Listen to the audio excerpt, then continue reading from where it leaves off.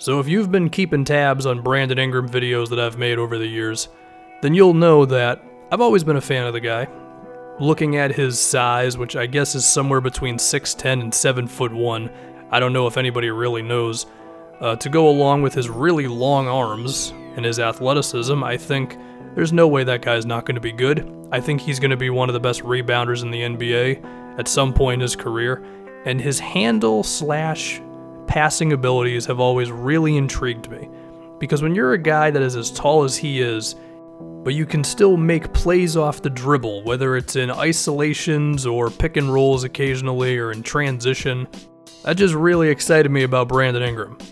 And there were other things about his game that I've always been impressed by. I think his defensive impact has been going a little under the radar, especially this season, because overall the Lakers' defensive rating is ugly, but I think he has made positive impacts to that. When you got really long arms, you can make a difference there, and he does care about defense. But even with all that, there were still concerns about his game. For one, his three-point percentages were good, but he didn't take that many a night, which relied on him making a lot of plays from within the three-point line, and he still shoots 65% from the line, and that, with a lack of three-pointers, makes it difficult to be an efficient scorer.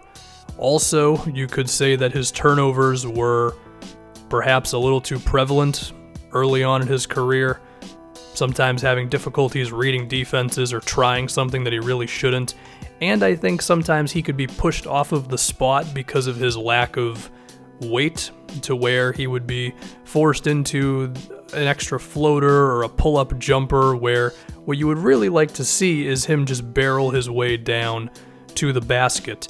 But even with all of that, I still saw the handle, and I said, if this guy can just figure out how to attack defenses and master the art of slowing down and speeding up and getting a little heavier, that he could really be something.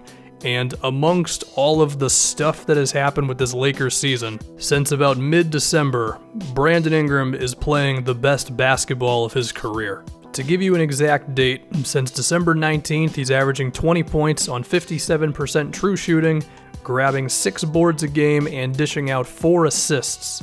And it seems that the Brandon Ingram that people were excited over, that would occasionally come out, is maybe all the way here.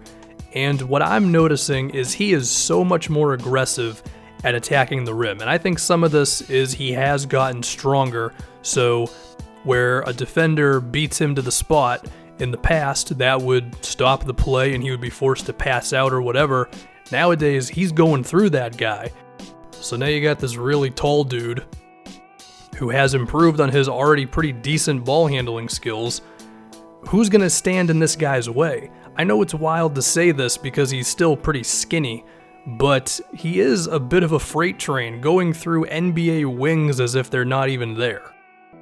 And what may be the most frightening thing for opposing NBA teams is I think he finally realizes that he's a 7-foot alien.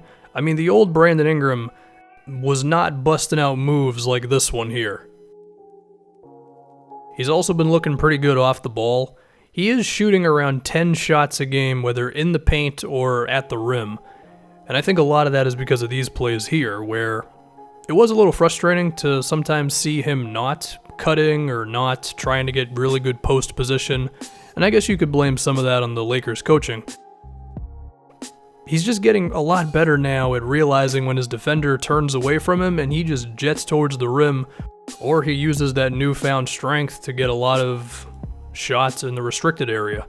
And when you're getting a lot of those, well, you're going to draw a decent amount of contact, as Ingram is shooting 6 free throws a game since December 19th. And I mentioned earlier how he doesn't shoot a lot of three-pointers, and he still doesn't do that now.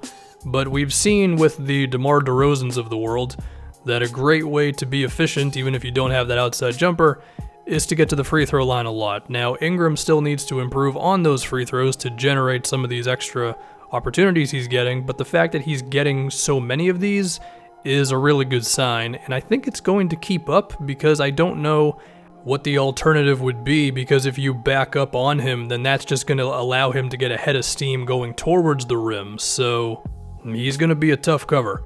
And it's also going to be tough for teams when they have to deal with his playmaking, because that's something I spoke on earlier that has always excited me about him. I mean, even in his rookie season, I don't know what his actual numbers were, but if you go down his game logs, there would be these games where he would randomly have 5 assists or 6 or 7 assists or whatever. And it was happening frequently enough to where I just thought to myself, this guy's got something. And the playmaking is coming alive for him, and it makes sense, right? If you're more aggressive, defenses have to collapse on you a little more often, and then that means, of course, that you can get guys open shots. Now, for all the praise that I can give him with his playmaking, he is only averaging 3.5 assists during this run, so I don't want to act like he's all the way arrived as a passer, but I think he shows good signs. I think he's had enough moments, and if you look at some of the plays he has where he gets guys open looks, I just think to myself, there's no way that the most assists this guy's going to average for his career is 3 to 4.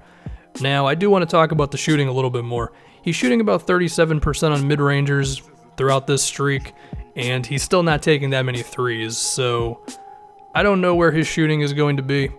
He's still not that great of a free throw shooter either, so this may always be a weakness for him, or maybe not even a weakness, but just something that defenses can go to that could occasionally work to slow the guy down. But he has been ramping up the threes a little bit lately. His form is still good, his percentages are still good, so I don't think that ship has sailed either.